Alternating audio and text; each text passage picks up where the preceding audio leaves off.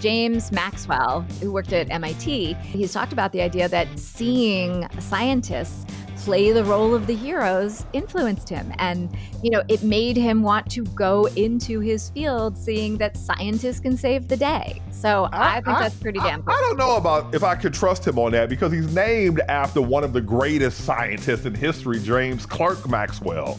So if that didn't inspire you. 3, 2, 1, punch it. Could you jump to light speed in that tin can? Go back in time in the DeLorean. Will it crash or take to the sky? Tell me, smart guy, does it fly? Welcome to Does It Fly, the podcast that puts your favorite sci-fi properties, inventions, and conceits to the test. I'm your mad scientist, Hakeem Oluseyi. And I'm your pop culture expert, Tamara Krinsky. Time to dive into today's topic and see, does it fly?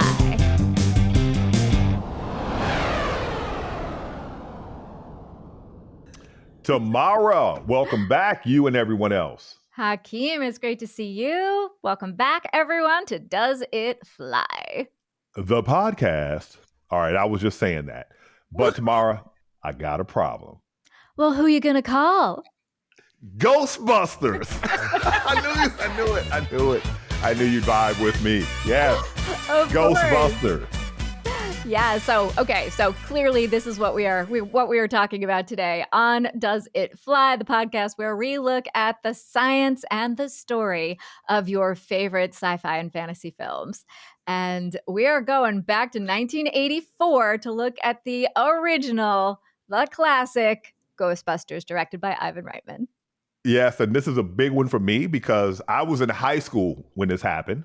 It was such a cultural event in my world. And, I love Dan Aykroyd. I was watching SNL from the 70s. I was a kid, right? And I was watching SNL. I was watching these cats, Bill Murray.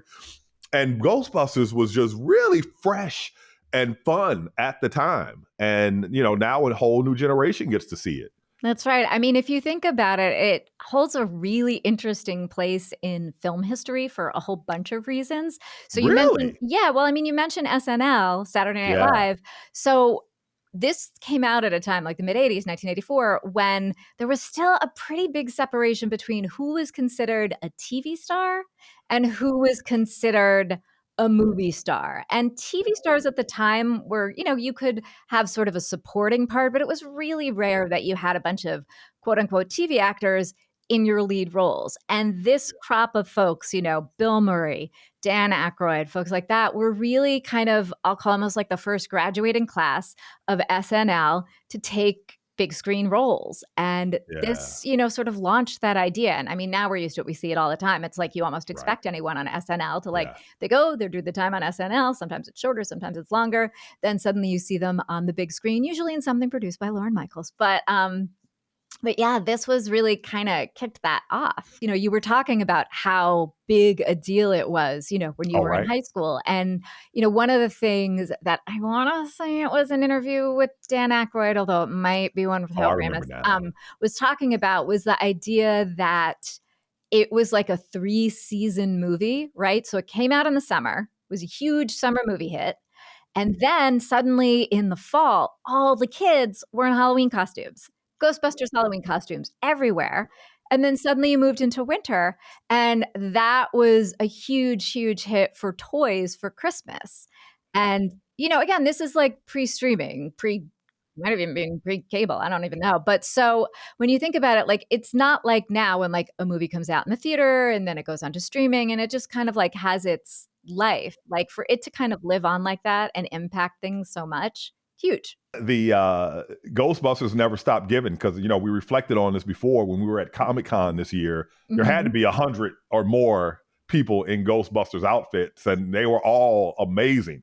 I also remember seeing an interview some years ago where the person was saying how movie stars used to never do commercials. No. Well, no one told Kevin Hart. Well, now it's different. Now it's changed. Yeah. Now you see them in commercials all the time. But, like stringing things together. So Bill Murray when he was in the movie with that Sofia Coppola directed, where he and Scarlett Johansson are over in Japan, he kind of plays with that trope because he is this big movie star who's over there doing I believe it's a Suntory commercial.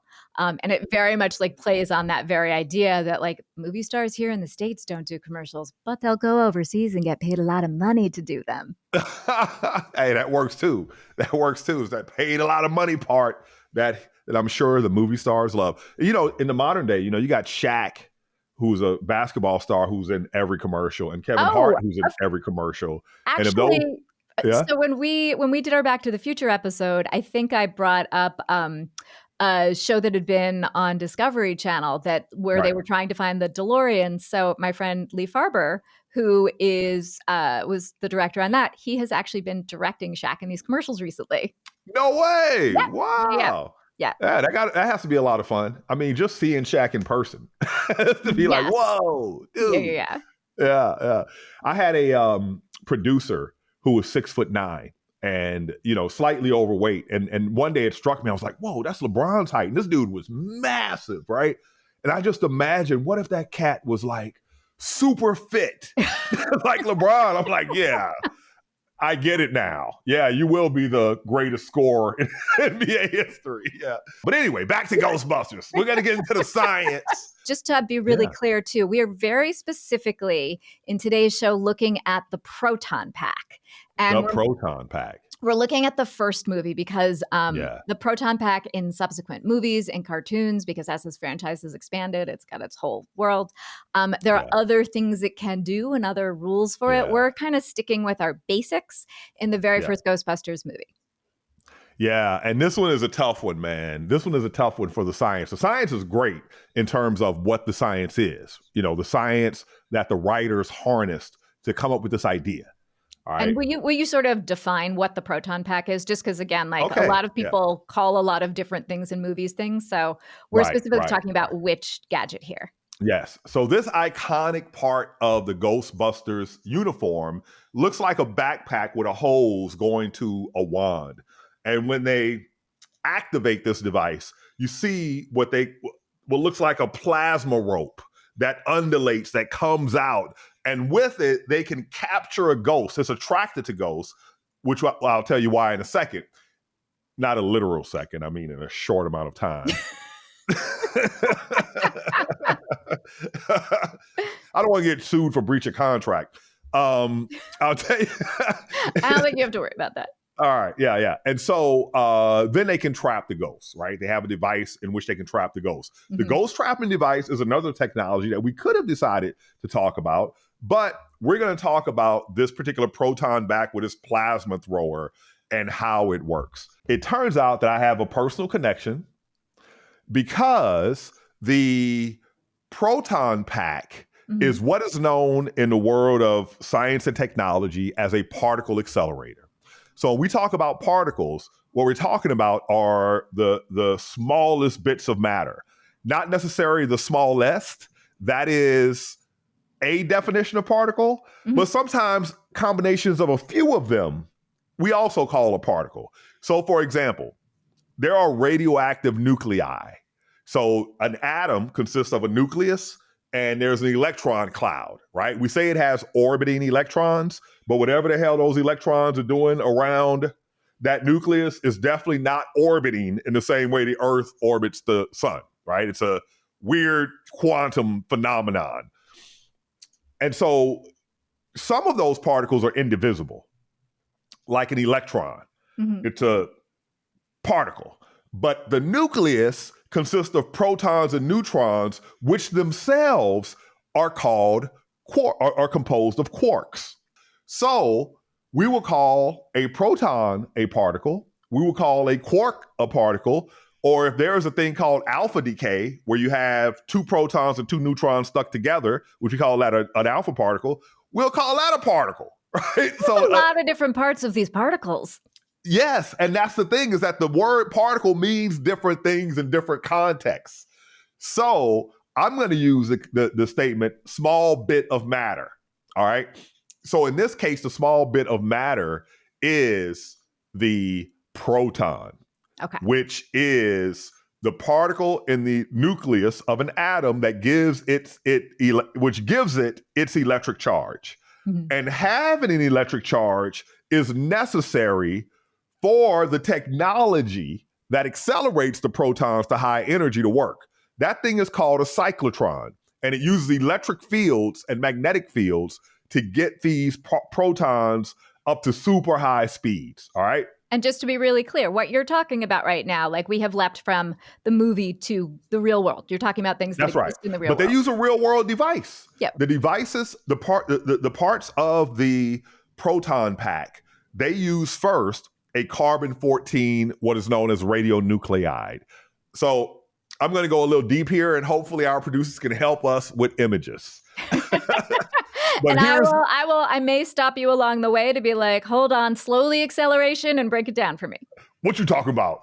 So the identity of an element, whether we call it hydrogen, helium, carbon, oxygen, nitrogen, whatever, is determined by the electric charge of the nucleus. Okay? The electric charge of the nucleus is determined by the number of protons. Have you heard of carbon-12, carbon-13, carbon-14? Well, what those numbers have to deal with is the reason the number changes is because saying carbon means 6 protons. Mm-hmm. But that number that you give is the total number of protons plus neutrons. So carbon-12 is 6 protons, 6 neutrons. Carbon-13 is 6 protons, 7 neutrons. Carbon-14, 6 protons, 8 neutrons. Here's the thing. For every element, meaning a certain number of protons, Mm-hmm. there is an ideal number of neutrons. And by ideal, what that means is the thing will not decay anymore. And by It'll decay, stay that way. you mean It's stable. essentially literally like fall apart. Yeah. Yeah, disintegrate. Yeah, Okay. It's stable. And so what happens is that if you look at any atom, any element, there's a chart that shows you, okay, here's it's like a line almost. So at the small atoms, the ideal number of neutrons is the same as the number of protons. But as you start getting bigger, you need more neutrons. Mm-hmm. But then there's a line where if you add more, it's unstable. And if you don't have enough, it's unstable. All right? So on one side of that line, those atoms, a neutron will turn into a proton to change the number of neutrons in a process known as beta decay, or a proton will turn into a neutron in a process known as inverse beta decay. And so the Ghostbusters use positrons to power their cyclotron, which accelerates their protons so that they can use them to capture ghosts. So they use the positrons to power the cyclotron. Now, a cyclotron is where I have that personal overlap that I talked about before, because the cat who discovered the cyclotron in the 1930s is named Ernest Orlando Lawrence. Okay. And after my PhD, I was the Ernest Orlando Lawrence postdoctoral fellow at Lawrence Berkeley National Laboratory. Oh, you're kidding. That's amazing. That was great, right? I was like, really? Oh, thank you. So, but here's what he realized. Like it's like some of these discoveries, like even Einstein's, Mm-hmm. they're deep, but they're so simple in their manifestation.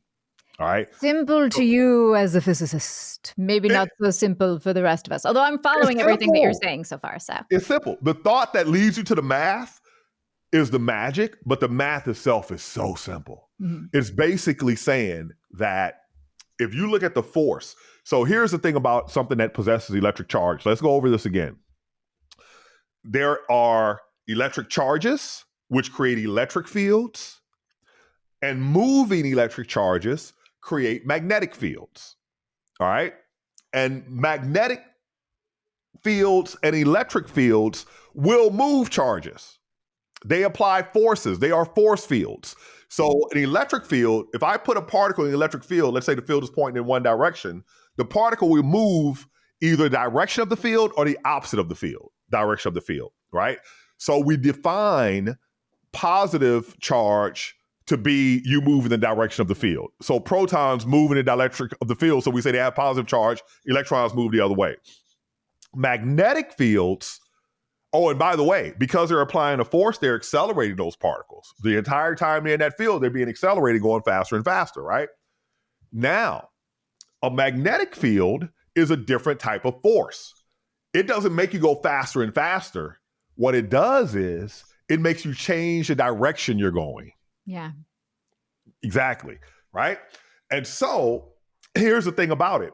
There's a specific radius, given how much charge you have, how fast you're moving, and how strong the magnetic field is, you will orbit that magnetic field. That particle will orbit that magnetic field at a specified radius. All right? And generally, the faster the particle is moving, the bigger the radius. Oh, that's interesting. Exactly. So, And like my brain is actually going to like being a kid at the amusement park when you're on, I don't know if you ever had that ride where I forget what it was called, but it was a circle and you were against the wall and there would be a thing that would come down and go over you and it would start to spin, spin, spin. But as it was spinning, there was an axis that would lift the circle thing up. So ultimately you were spinning like this really, really fast, totally stuck vertically. To the wall. And but you were stuck to the wall, but you were like literally upside down essentially. And then it would like lower like that. Yeah, And then you'd be right My side older up again. sister, Bridget, loved that ride. I don't get on things that go in circles fast. See, I'm the opposite. I cannot do roller coasters at all. I throw up. It's not fun. But I love the things that spin. Oh, I'm going to be spinning puke around. That's what Well, we've heard about your adventures in the vomit comet. So That's right. My motion sickness does not allow for it. So here's what he realized. He realized that effect that you're talking about is called the centrifugal effect. Yeah. And you can write it as a force. And it's equal to the mass times the speed squared divided by the radius of the circle. All right. And also, the force that an electric field applies to a particle is given by the charge multiplied by the speed, multiplied by the strength of the magnetic field. Mm-hmm. So all you do is you set those two things equal. And what do you find is the following. Here's what you find, which is a crazy result. So now I have an electric particle in this field. And if I have them going at different speeds, the radius, as I speed it up, like I told you, orbiting that magnetic field, the radius gets bigger. But here's the thing. The speed gets bigger, the path gets bigger, and as a consequence, the frequency remains the same. Huh? Yeah. So imagine, if I'm going slow, I go around a little circle. So the time it takes me to make a circle is a particular time. Now I go faster around a bigger circle. It's the same amount of time. Mm-hmm. Yeah, that makes sense. For the same field, the same charge, no matter how big the circle, the speed increase that accompanies it, right? That's why it's going to bigger circles, so it's going faster, means that it always takes the same amount of time to go around the circle. And so when Lawrence realized this, he realized that now all I need to do, because I know that it's going to move at a particular frequency every time, I could hit it with an electric field at that frequency and give it a kick and make it go faster and faster and faster. And now I have a particle accelerator. Why worry? Each of us is wearing an unlicensed nuclear accelerator on his back. And that is how particle physics, where now we have CERN. Because here's the thing about a cyclotron. To get the higher energies, you got to make the thing bigger and bigger. Which immediately makes me go to, how do you fit that into a backpack? You're right. But that's only a problem if you need a lot of energy. When Lawrence invented it, there's a photograph of him holding it in his hand. Tabletop cyclotrons are a thing. So that makes me think that there could be a backpack-sized device like our Proton pack that could work. Absolutely, there could be. But then that gets to that energy part, right? You can build it, take your kid and build one tonight. Do not do this at home without supervision. Yeah, you can. It ain't that dangerous. It's not. How are you going to get charged particles? I don't know. So don't play with radioactive stuff. I think that's just a good, general rule of life. Don't play with radioactive stuff. Having been a lab guy for the last several decades, trust me. So the cyclotron definitely flies, right? Having a positron source, that definitely flies. Now, here's the thing. What they accelerate is protons. Now, like I said, all of the protons have the same electric charge, and like charges repel each other. So that means the second that beam comes out of that darn plasma thrower or whatever they call it, that sucker's going to want to spray it out really fast, but it doesn't. And then the other thing about it is ion beams exist all over the place, right? And when they make your computer chips, they have these big giant ion beams. It's a crazy machine to see it, but there is a big giant machine. And so you have these 12-inch silicon wafers that you put around the, you register it around the diameter of this thing, right? And it spins. So imagine this platter upon which there's all these little tiny transistors and circuit elements and things. And this gun from way back here is shooting ions, which is what protons are, right? Any charged particle that's nuclear is called an ion. And it's basically shooting them in every place they're supposed to be in that wafer, which is mind-numbingly complicated, but we do it. All right, okay? So ion beams are a thing. So when I say that the Ghostbusters technology is great technology, the technology, they nailed it, but the way it behaves ain't right. Okay, so what's your sort of definitive answer to then, does the science of the proton pack fly? Oh my God, it's based on real science, real technology, but the beam doesn't act like a proton beam would behave. Okay. And you know, allegedly the ectoplasm that the ghosts are made of is negatively charged, so the proton beam is attracted to them. But why isn't anything else? And minimum, people's hair would be, you know, your hair would stand up, right? You're in the presence of an electric field. If you're in the presence of a ghost, you would see little bits of paper flying toward it. And also, you know, what are these ghosts made of? If they have an electric field, because all the electric charge that we know resides on these elementary particles like quarks, quarks, protons, electrons, right? They don't reside on endoplasmic whatever, ectoplasm. I don't know what that is. So well, that's the what if of the movie. So I say my final word is the proton pack of Ghostbusters flies in a drunk fashion.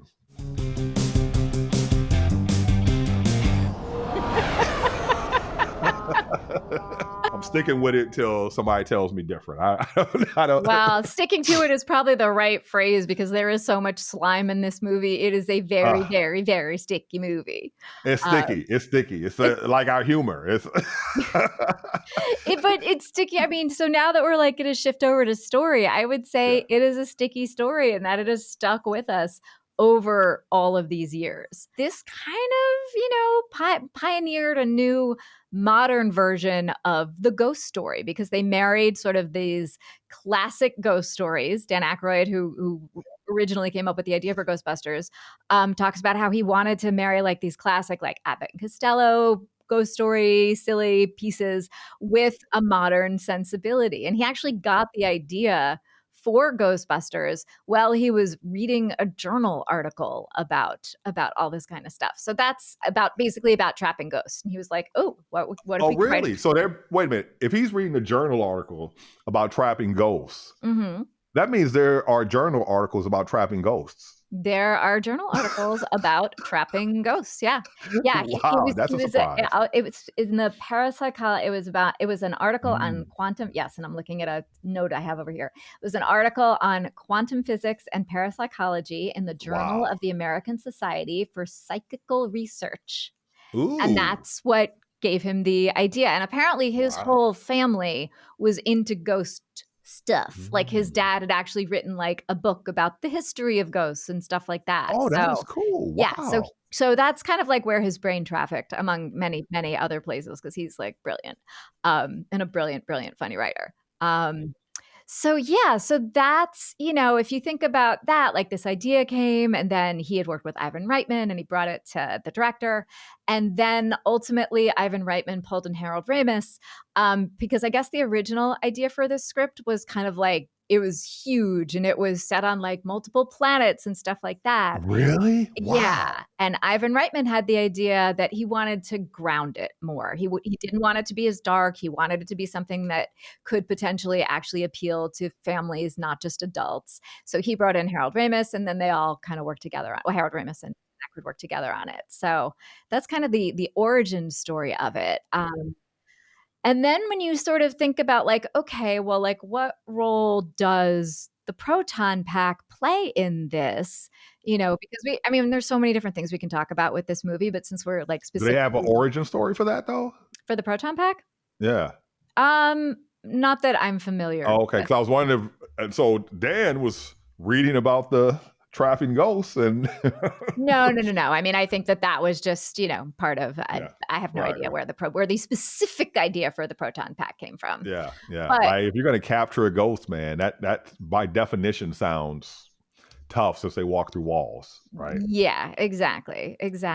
But when you think about, just the believability of this thing, right? Like we were talking a minute ago about ectoplasm and the idea that, the ectoplasm, which is what the ghost, this sort of slimy stuff that the ghosts are formed from, has a negative charge. That's the what if, that's the story world they've created that they ask you to believe in.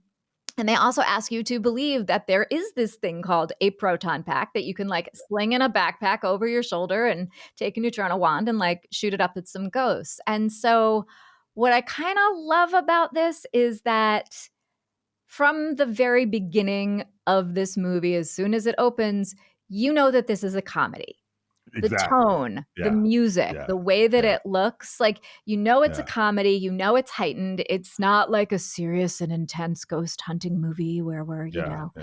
and because of that, I feel like the audience is immediately sort of ready to give leeway to whatever you get thrown, right? Yeah. So, like, whereas in other movies that might be trying to take this more seriously, you have this device that you're like, well, can that really work? But here you're like, yeah, totally. It totally works. And So tell me this then. Tell me this. Tell me what do you think about this? So sometimes I step into a movie. Like when I went to see Ghostbusters, I knew what I was going for. Like when I Yeah. went to see Star Wars, right? But then sometimes a movie slips up on me. I have no idea. Mhm. So if you are one of those people who have because when I went to Ghostbusters, it was like going to a party, right? The mood, everybody, right? Yeah. Yeah. So if you show up at a Ghostbusters movie and you have no idea, is what I'm hearing you say. You know very quickly. Yeah, very quickly it's a comedy. And Yeah. so then you're predisposed to kind of know that things will be larger than life. Right. And that it's not meant to be something that you take so seriously. At the same time, you got to give a huge credit to Ivan Reitman because as he was looking at the script, as he was looking at this story, he went, all right, well, if we're going to like end all the way with a Stay Puft Marshmallow Man, as a sign of the apocalypse down the streets of New York City, if we want to get to that point and still have the audience with us and still care and still feel like we have stakes in this world, then I need to actually ground this movie in reality at the beginning. So you start off with these three characters who we love, Bill Murray, Dan Aykroyd, Harold Ramis, who play scientists at a lab at Columbia. They are studying parapsychology. They're working on this device. It's not ready yet. As scientists at Columbia are known to do. Mm-hmm. And it's a very real setting. And, they are, you're also not quite sure at the beginning, like, are they really good at this? Like, there's some doubts there. And they very quickly, and we've already said a bunch of spoilers. I'm guessing most of you have seen this movie already. We're about to say a bunch more. So if for some reason you have not seen this movie yet and don't want it spoiled, press pause, go watch the movie, come back. Okay. Yeah. So they very quickly, they lose their jobs. They're trying to figure out what to do. And Bill Murray's like, I believe that we were destined to get thrown out of this dump. For what purpose? To go into business for ourselves. and this takes place early 80s, it was definitely a time when entrepreneurship was in the air. People were starting businesses. That's kind of what was going on. And so this was something that all the people watching at that time could absolutely relate to. It would feel familiar. It would feel real. It felt grounded in reality. And yet you still had these heightened characters who were taking you on this journey. You had the music, that was cueing you. I mean, Ray Parker Jr.'s Ghostbusters. Yeah. Yeah. I dug me some Ray Parker Jr. back in the day. Yeah. So from the beginning, you're kind of like, all right, I'm kind of gonna go on this ride. And also, again, like, keep in mind the time, early 80s, like Cold War was still happening. People sort of understood some basic nuclear stuff, although not a lot. And it's sort of like they threw in just enough to make it feel plausible that for somebody like me who might not be as intimately familiar with the way differently charged small pieces of matter behave, I was like, yeah, okay, I buy that. Works. I get It that. worked. Right. Yeah. So I think that is one piece of the reason that it flies. They set the tone from the beginning. You're primed to go on the journey and all of that. And the uniforms. Well, sure. Like the thing is about that uniform is it's not as dramatic as, say, Superman, Batman, Wonder Woman, right? Right. But it is equally as iconic for such a plain looking uniform, right? It's only now in retrospect, and having attended 1,000 cons of various sorts, that I really got its impact. I didn't realize it myself from the movies, but you see it in the fandom world. Oh yeah, for sure. And yeah. Although I do feel like it's not just the jumpsuit. Like you have to have the pack with it, or else it doesn't. Right. Yeah. You got to have the pack. You got to have the pack. And from now on, whenever we see them, we got to ask people what's in their packs because somebody might have a homemade cyclotron. Anything is possible. So the famous physicist Michio Kaku. He built an accelerator in his garage as a kid. Really? Yeah, knocked out all the power in the surrounding community too. Like you said, please do not do this without supervision. Yeah. Do not do this outside of an actual laboratory where people are experts. Exactly. Your neighbors will not be pleased if you knock out their electricity. Yeah. You're doing it in your garage with a scientist supervising you. Still, it's not right. Yeah. But I think that in talking about like where else the proton pack kind of fits in and why it works. So another thing that I think is pretty fab about it is it actually helps with character development, right? Like we learn who each of these characters are in part by how they react around this device, right? So you've got Bill Murray, Dr. Peter Venkman, who kind of doesn't really seem so involved in the science at all. He's super charming. He's like a Pied Piper. He seems to be able to get people to do whatever he wants them to do, whether it's, letting him come examine their house for ghosts or, convincing somebody to mortgage their house to start the business. But he's not like so into the science piece of all of it. And I do have to say, just as like a lady, that like, there are certain parts of this movie that have aged well. There are certain parts of this movie that have not aged well. It was made in a particular time. For today, men were men and women did what they were told. Yeah, pretty much. If you believe that, I've got a bridge in Brooklyn to sell you. But listen, I know, yeah. But what? So like his shenanigans. Wait, let me just interrupt something here. Yeah. I've heard women say about other cultures' women sometimes, oh, they are submissive. And I say, clearly you haven't met any of them. These submissive people, I haven't I haven't really encountered such a race, and I've traveled widely. Yeah, I think us ladies have a lot to say no matter where we are. Yeah, humans are humans. I mean, that's humans are humans, man, and we can be difficult, all of us, when we choose to be. There's no, it's a personality, is an individual thing. Yeah. Yeah, I would agree. And, and in part, like, I mean, look, they cast Sigourney Weaver in this, and I don't think anybody would use the term submissive to describe Sigourney Weaver. Yeah, yeah, yeah. Although she She's did more. have to fight for this role because she'd done Alien, and was known at this point for being like more intense, more of a dramatic actress, and they weren't, positive about her comedy chops. So apparently in her audition with Ivan Reitman, she got on all fours and acted out what it was like to be possessed by Zool as like the wild dog. Wow. Yeah, so And that got it. That closed the deal. Yeah, yeah, apparently, and apparently yeah. it's also her Wow. idea that ultimately her character would get possessed by Zool. That wasn't Mm. initially in that like reworking of the script, Ah, and Ivan Reitman was like, yeah, according to the stuff I've read, he was like, yeah. yeah, that totally gives her stakes. That makes much more sense. Let's do that. That's our third act. Um, Excellent, excellent, yeah, excellent, yeah, excellent. yeah, Yeah. yeah. The Ghostbusters, I feel like their story is, there's nothing like it to me. I mean, Mhm, if I think of another sort of cultural institution like the Ghostbusters, because it has mhm, that silliness mhm, to it, and but it's so present in your mind and culture, mhm.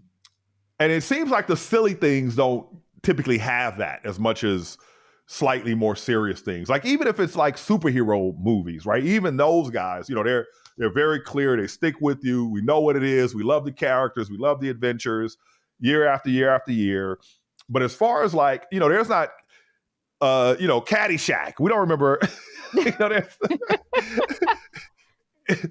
nobody's wearing Caddyshack outfits at a con. It's 40 years later and Well, people are. Caddyshack's like, I mean, this is like people. So Caddyshack's a straight comedy. It's not a geek comedy, and so Yeah, when yeah, you're yeah. going to cons, you tend to cater. You're catering Geek to like comedy, a huh? comic book crowd. So to me, it would make sense that someone from Caddyshack was, if you're going to a Yeah, different kind of event, maybe a golf conference, but because you have the same group of people creating this, right? Like Harold Ramis directed it. He was a writer. Bill Murray is in it. But what I will say about this film is that part of the reason that I think that sort of this whole thing flies is because of its cultural significance, in the sense that like it kicked open the door to combining these two genres of sort of action, ghost, sort of science-y stuff with comedy, which hadn't really been done. And then if you think about the stuff that came after, everything from like Beetlejuice, which was a ghostly comedy, to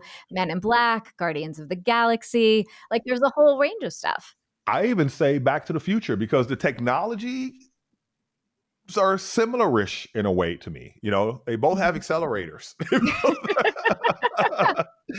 Yeah, I mean, I would even like throw Bill and Ted's Excellent Adventure in there. Ooh, yeah, Bill Like and Ted's again, Excellent another Adventure. Yeah, comedy that uses yeah, some yeah, technology to as yeah, its yeah. as its engine, so to speak. And I would also even say that like the other reason I sort of love this proton pack and the way that it factors into the movie is going back to that cultural significance question, the way that it has influenced people to be interested in science. There's actually, so James Maxwell, who worked at MIT, he was one of the advisors on one of the later Ghostbusters movie. He was an advisor on Ghostbusters Afterlife, and he's talked about the idea that seeing scientists play the role of the heroes influenced him. And, it made him want to go into his field, seeing that scientists can save the day. So I, I think I that's pretty I damn cool. I don't know about if I could trust him on that because he's named after one of the greatest scientists in history, James Clerk Maxwell. So if that didn't inspire you, I'm just going by what he said in an interview. So I'll let the two of you hash that out if you want. yeah, come see me, Um, James. yeah, I'll let you guys figure that out. But for Yeah. all What of if he those does? reasons, Send me an email. It's like, Hakeem, we need to have a chat. well, I think it's pretty clear what my opinion is. I mean, I think from a story perspective, the proton pack flies. It helps That proton. determine character. It's an iconic Yes. device. It powers us through the movie in a whole bunch of different ways. I mean, even the fact that like we don't know how great these guys actually are at their job kind of gets you as an audience on their side. Like you want to see them, you're rooting for them. They're kind of underdogs in a way. And the way that the proton pack is deployed throughout the movie makes you travel that path with them. So I give it a definite thumbs up. Proton pack flies from a story perspective. Woohoo! Yay! Proton pack. Personally, I don't know what you think, but one thing I like best about Ghostbusters are the ghosts themselves. Okay. Yeah. So if those are the ghosts of planet Earth, would you want to live in a world that had the ectoplasm ghosts? I mean, I'm not a big fan of slime, so I would prefer to not get slimed. What happened? Are you okay? He slimed me. That's great! Actual physical contact! I'm not a big fan of being surprised in general. And I will say the ghosts in many of the ghosts in Ghostbusters, I should say, do seem to be, and again, we're talking about the first one, do seem to be they're almost like nuisance ghosts. They're kind of mischievous. Exactly. They're not that bad, right? Yeah, they're not that bad. But if they showed up, like, I don't want one showing up at my dinner party. I don't want one showing up at, so. Well, but here's the thing about it. So if they are basically deceased people, how bad can they be? Do you really want to ask that question? I know, right? Because people can get. You really want to? Yeah, I know, right? As I said it. All right. Well, here's the thing. I think that most of the ghosts that, well, you know what? That could go really bad too. I was going to say they're your relatives. So it's like, it's Uncle Jack. It's not. But Uncle Jack could have been a piece of work. Are there ghosts who I wish would appear so I could revisit with them and spend time with them? Yes, of course. Absolutely. Do I want mischievous ghosts and do I want demons, which is what we end up with in the second half of the movie, running around and trying to cause the destruction of where I live and planet and life as we know it? No, I do not. Yeah. Well, I mean, suppose we could make a trade. How so? You get ghosts, but no more earthquakes or no more fires in California. Would you take a Stay Puft Marshmallow Man in downtown LA if there are no more California fires? Well, but the problem is the Stay Puft Marshmallow Man is there to destroy the earth. So they, at least with an earthquake, one well place. You know how much military you got on the West Coast? I ain't scared of no ghosts. All right. So with that, does it fly for you for the vibes? So when I think about the vibes of Ghostbusters, there's something about that Saturday Night Live cast that, they were part of my childhood. Mm-hmm. Even Rosanna, Dana, all of them, right? I love those people. John Belushi was one of my favorites, of course. And, Blues Brothers is one of my favorite movies. Just because it's the darn SNL, Dan Aykroyd, Bill Murray, I'm like, yeah. I want Ghostbusters in my community, which means I got to have ghosts.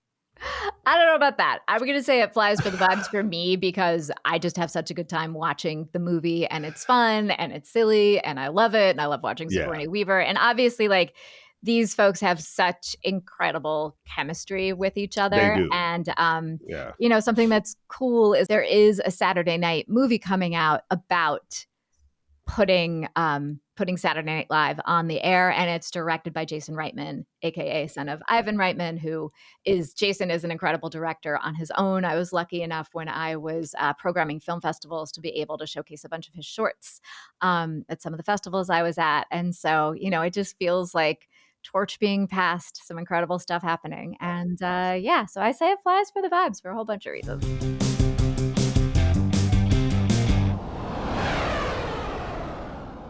Yay. All right. This made me feel good. So for our next episode. You on a feel good note. Yeah, I know. I mean, how can you talk about the Ghostbusters and not feel good? That's it's like Keenan and Kel. Just feels good. So well, hopefully all of you feel good after listening to the show and you'll come back for more. We drop a new episode every Friday. You can find us at Does It Fly Pod on TikTok, on Instagram, doesitflypod.com. You can find all of our stuff. And also, if any of the stuff, especially the sciencey stuff that Hakeem is talking about, if you are curious about that and want to learn more, our producers do an amazing job of posting all kinds of videos and links and resources. So you can just go down the rabbit hole. That's right. And we have a lot of pictures of me flexing my biceps on that site. So come check it out. All right. We'll see you next time.